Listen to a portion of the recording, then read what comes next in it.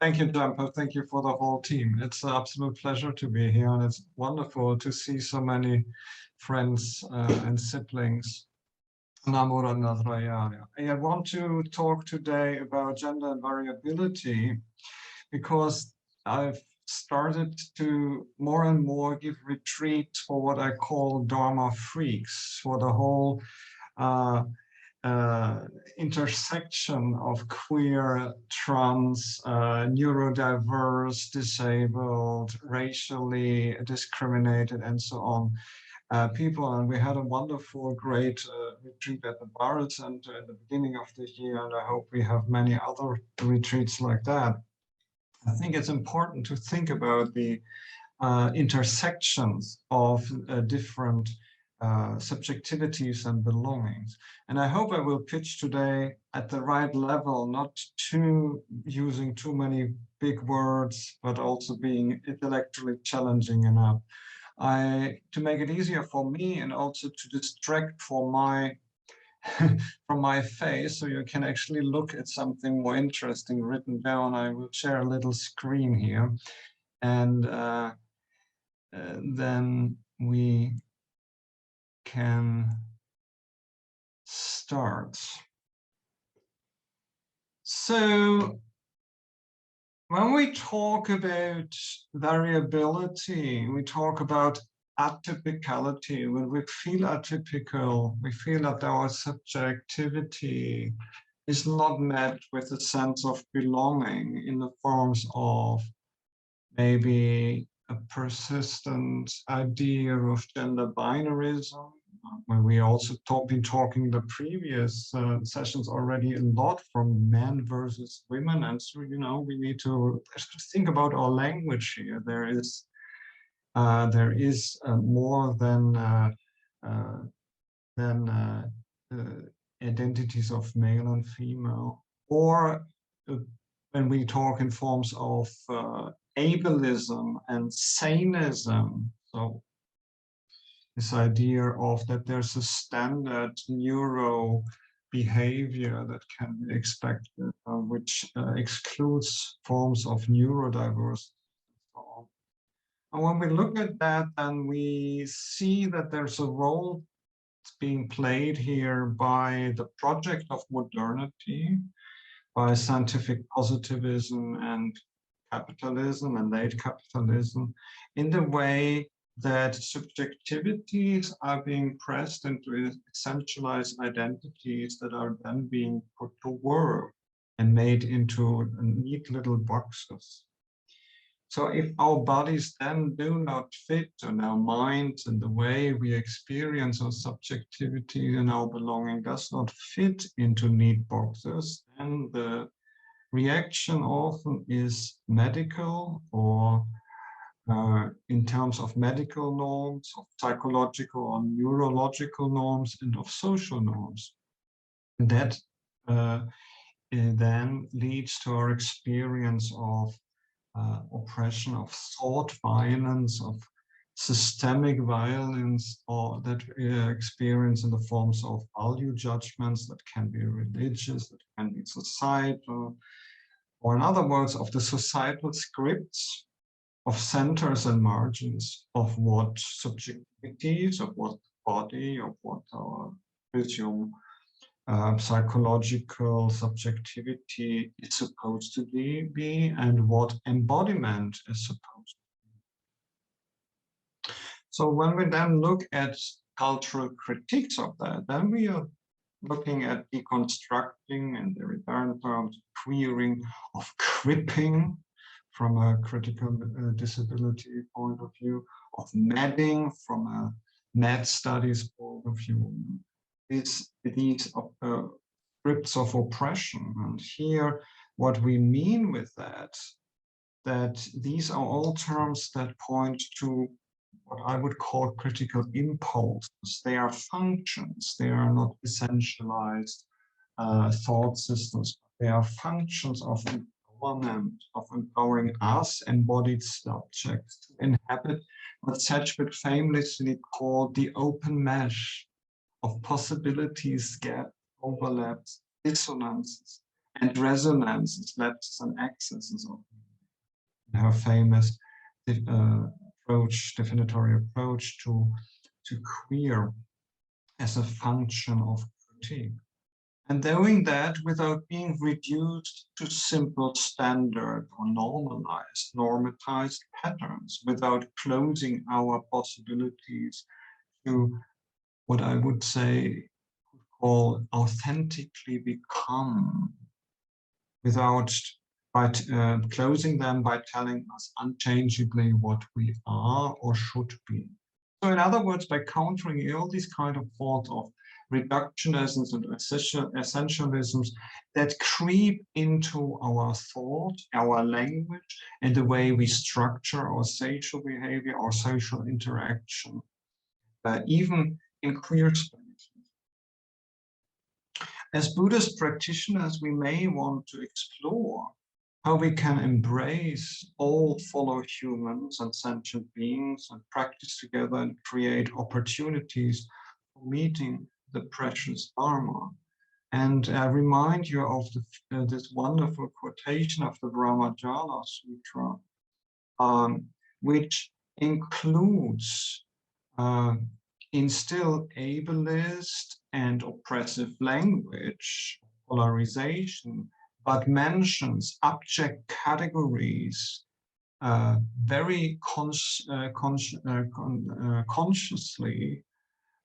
among those who are naturally accepted among the most pure. You have the category of the panda, you have the men who frequent sex workers, you have low class. I mean, the Chinese term is more correctly translated maybe as riffraff or scum. You have the 8 classes of gods, demons, and so the worldly forces. You have enlightened forces, and so on, animals, and so on. They all, by fully accepting the precepts in the sense of the Brahmajala Sutra, Mahayana precepts of generating bodhicitta and working on the path of the Bodhisattva, all of them are then called pure. How can and do atypical bodies and minds and atypical body performativity disrupt our late modern fabric of oppression? Among the possible venues to showcase the potential to disrupt, we need to think how we and society, others, peoples, make them into something else, into another. We need to think of our own place in this mosaic of othering and privilege. Are we privileged in terms of our physical appearance and our abilities, of our gender subjectivity, of whom we love, of how our body works, of how our brain works?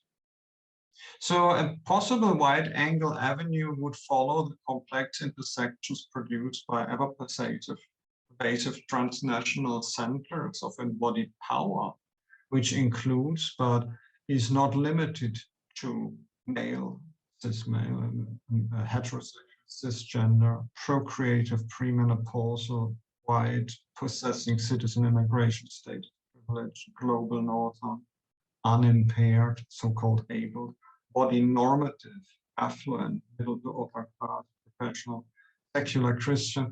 And I've been recently thinking maybe we should put there a specific category of neurotypicality here, and that is the societal expectation to be extrovert, that introvert people like myself are facing very, very often in circles, annoyingly extrovert people. But that's a more little joke. Maybe surprisingly, the atypical other body in modern ages includes most prominently the female body, and we have heard about that in the feminism talk. Female body itself and the queer, including the trans, the non-binary, and the intersex. It also can include the religious and culturally other, the orientalized, the colonized body, the non-human body. So the racial aspect is. Now, othering is obviously in contemporary philosophy, especially French philosophical discourse, very, very much discussed. And I talk about de Beauvoir, about Foucault, and I just mention here Levinas, Emmanuel Levinas, because the key to the notion of what is normal, of what is typical in any given society, is this strategic process of identifying, singling out an other as excluded from both the notion of the self and from an in-group. And this construction of stable in-group identity in relation to power and value production is very important. And Giddens talked about ontological security, and I have talked about these kind of things, how that interacts with our impulses of othering, of what Levinas describes as the imperialism of the same. In this way, the other preserves or even reinforces our normativities, our belonging, the ego in group. So this is useful when examining atypical bodies and minds and the other in our Buddhist communities, as it can help us to understand the underlying fears and the mechanisms that close our heart others and reinforce our ego and our narcissism, in Buddhist terms, our self-delusion. We need to understand the power interests, drive the creations of centers. Always, and centers always must produce margins in order to self-justify. They must produce margins, they must produce stigmatization and deviance in order to be effective in their own self-serving discourse. So as Buddhists, we can replace this tyranny of the same, the imperialism of the same that Emmanuel Levinas talks about, that excludes others, with the open heart of the same, only different, the wisdom of transformed ego pride, Ratnasambhava in the Mahayana psychology, that rejoicingly sees the beauty and the value in all of us. So if we theorize variability, not disability, but variabilities further, we can claim that it promises to speak to notions of the impossibility of the absolute other, that it speaks to interconnectedness, interbeing in the terms of different times. Same, only different, is subversive of hierarchy. Through variability, all embodiments are taken seriously in their non-hierarchical autonomy and equivalence. Trans, queer, dis/abled, racialized, articulable bodies can become variable bodies, simply expressing the joyful wealth of human expression and potential. The largest marginalized group of atypical bodies recognized is female bodies. The project of patriarchy, about which we already talked, is the idea that humans can be neatly segmented into two genders, male and female, and that one of these genders is superior, male. The social self is man, woman is the other, and we can talk about and other people. The female body stabilizes, solidifies, and reinforces the fragile and labial and elusive self, which is male. We see this recurring in Buddhist ambivalent treatment of woman. We talked about that already, having the same potential for Buddha, but on a level of society often being subordinated to male. Social liberation movement, feminism demonstrates since the early 20th century how views on the female body as atypical and deficient were used for a wider system. Third wave feminism broadens these emancipatory impulses. Liberation from oppression includes the deconstruction of gender itself. Hence, third wave feminism pays closer attention to different areas of privilege, such as socioeconomic power, whiteness. When we look at queer bodies in the fight against heterosis patriarchy, contemporary queer feminist resistance, solidarity, and ethics arguably necessarily address sexual and gender identity justice in an intersectional way.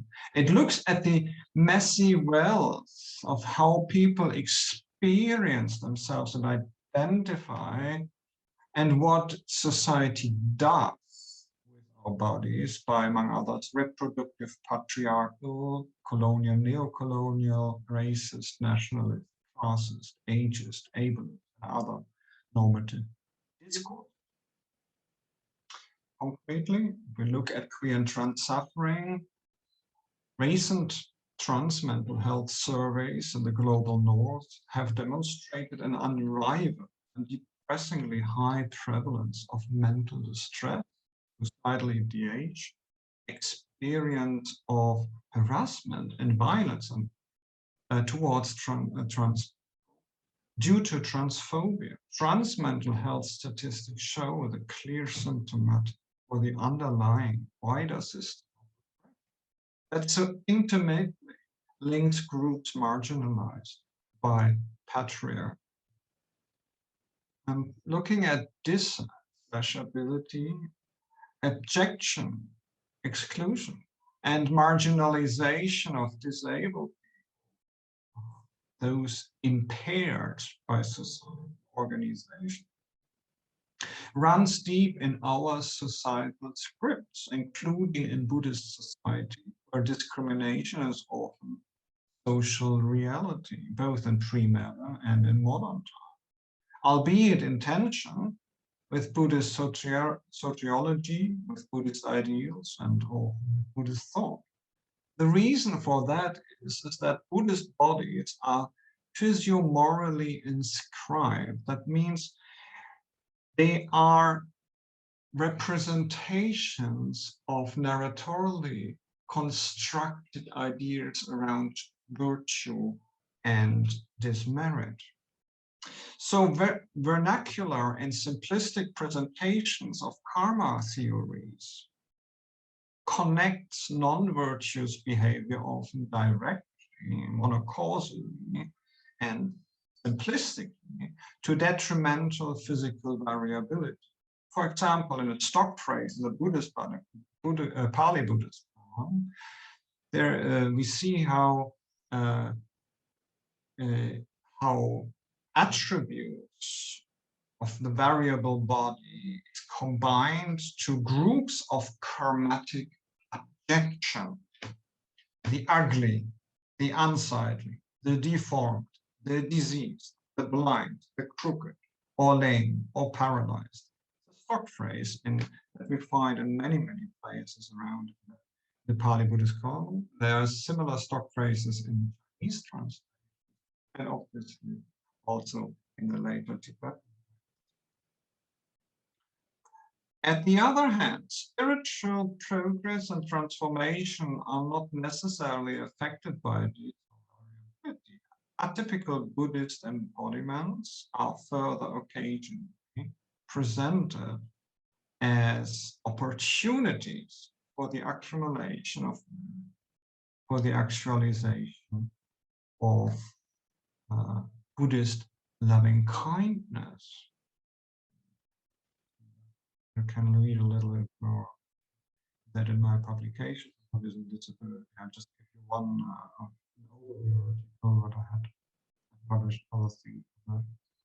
So variable bodies, religious, queer, crib, and so on, sees their atypicality When the center that creates the margins implodes, and the multiversity of messy, intersectional, and complex human embodiments is accepted as queerversity and as cripversity, not only dismantling hierarchies and structural inequalities, but also recognizing differences which elude categorization. In Buddhist communities, we find mansplaining, we find whitesplaining, we find ablesplaining, and that is often accompanied with dharma-splaining, the use of ill-understood, reductionistly understood Buddhist principles, put others in their place, and to reinforce one's own superiority, often combined with that is spiritual bypass. Spiritual bypass, where real life suffering due to oppression is swept under the carpet by ill-applying Buddhist philosophical notions such as karma, here, meditate more, repent more, or we hear this American Zen maxim of don't know mind, which is misunderstood translation from a Sino-Japanese maxim in Zen and so on. We find people using emptiness and so on. And in applying all these things to situations of suffering that do not need explaining away, but that need witness, that need acknowledgement, that needs presence. We speak in Buddhist spiritual care very often of simple presence. Presence in solidarity. In other words, when we ill-apply what we think is wisdom, because our hearts are not open yet, have not learned to co-suffer and breathe and sit with suffering. And here my advice, always also to my students, is when we talk about wisdom and compassion, apply wisdom for yourself and use always compassion. That's a good antidote in not falling into dharma-splaining and spiritual bypass. There is an abundance of popular homo and transphobic, queerphobic rhetoric used within conservative Buddhist organizations and by certain Buddhist teachers and leaders. And this anti-LGBTIQ+ truth texting of pre-modern scriptures constitute a key factor in contemporary Buddhist LGBTIQ+ discrimination and stigmatization. During such proof texting exercises, and if you don't know the word, what it means, then I explain that now, influential conservative Buddhist leaders and thinkers conflate the complex and inherently alien categories of sexual gender, sexual behavior variants that we found in pre-modern Buddhist canonical and scriptures and commentarial literature with contemporary forms of subjectivities of belonging, or in other words, performances of queerness. So such proof texting is, as its best, hermeneutically insincere and misleading, and at worst, simply the dharma-splaining of one's own homophobia and transphobia. Buddhist anti-LGBTIQ+ discourse overlook the complexity of Buddhist traditions, which have espoused multiple, often contradictory perspectives on trans and queer through time, diachronically, and in various cultural spheres, for the ages, for the various local, global adaptations. So pre-modern Buddhist traditions did not essentialize sexual orientation as an identity. You see that I avoid often the word identity and substitute it by the phrase subjectivities and belongings. There's a good reason for that. in order to avoid the idea of essentialization. And that is also true. We don't find that in pre-modern texts, an essentialization of sexual orientation, and even to a certain degree of gender. That's a little bit more complicated.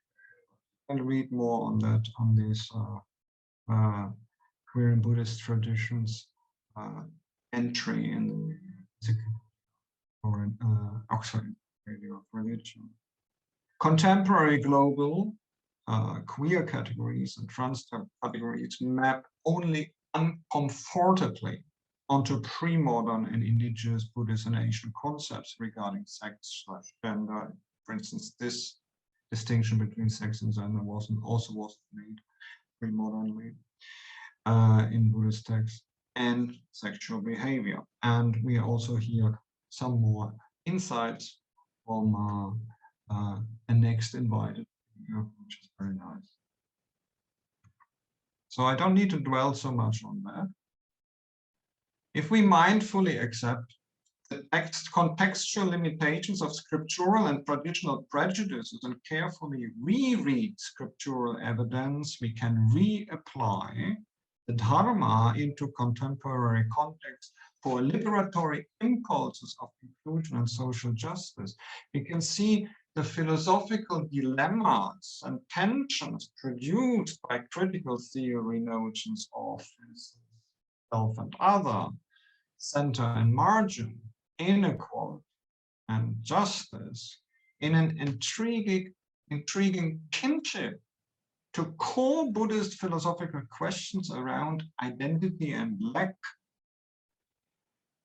These start with a core Buddhist observation of both embodied and systemic experience of suffering, of unsatisfactoriness, dukkha, pain, change.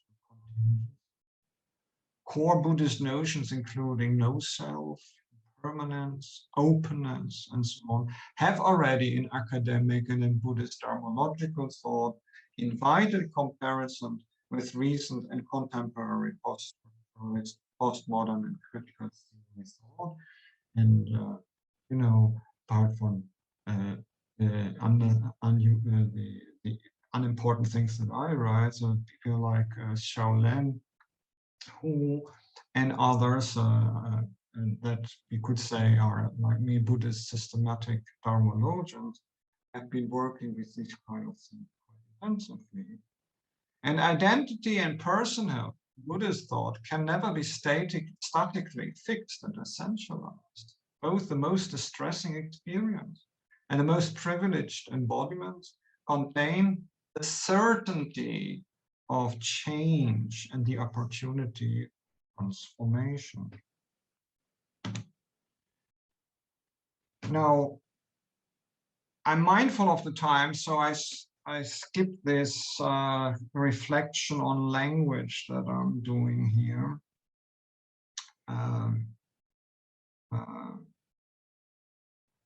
Let's see. Buddhist texts point in abundance to ultimate emptiness of categories such as gender, class, body normativities. Again, we looked at experiential texts, psychological texts on Nimittas characterizations and how they fall away at the higher jhana stages and so on. Some good clues there. And subsequently, Buddhist thought and practice are invested in extending post-self ethics by creating the space in any given moment to enact subjectivity and belonging with a view to overcome demeritorious ego, for the training of relaxing and to trans-egoic awareness and transformation. There is, however, an important contingency to Buddhist deconstruction and Buddhism innately pedagogical para-ontology, even as it is most disconstructive modes, Buddhist thought is always tightly framed. It deconstructs our notions of a static self and personal only to enable more space for post-egoic virtuous activity for the benefit and the enlightenment of all. Hence, taking no self and shunyata, openness, emptiness, seriously means that ultimately the enlightened activity must entail the elimination of all suffering produced by the arbitrary societal scripts of identity essentialism. Whatever any cultural construction of normalcy, typicality, and center, Buddhist thought focuses on interdependency, the transient, interconnected, and codependently arisen nature of identity concepts and performances.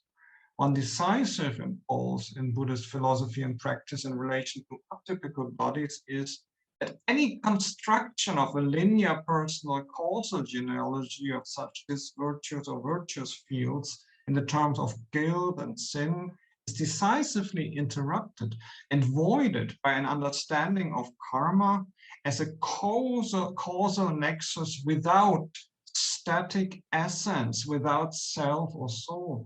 The Buddhist concept of rebirth, or better, rebecoming without a self, is simply continuity without identity. Births and human existences express both the weaving together of multiple causes and conditions and the free actualization of potentials and potentialities. So social justice depends, and I end with this, on deconstruction of the typical in favor of radical acceptance of all variabilities, same, only different. Variantly performed embodiment flowing from time and space and context and situation, inhabiting such variable anthroposcapes without center and margin, restores the possibility of biographically fluid or relatively static individual body performances without creating oppressive body normativities. Embracing and utilizing identitarian insecurity and flux, we inter-are and inter-care in order to adopt the term interbeing from Thich Nhat Hanh into this kind of verb, inter-caring. Interbeing and intercaring, we are and we inter-are able to perform loving kindness beyond the limits of our egos and true solidarity. And with that, I thank you and thank you for your comments.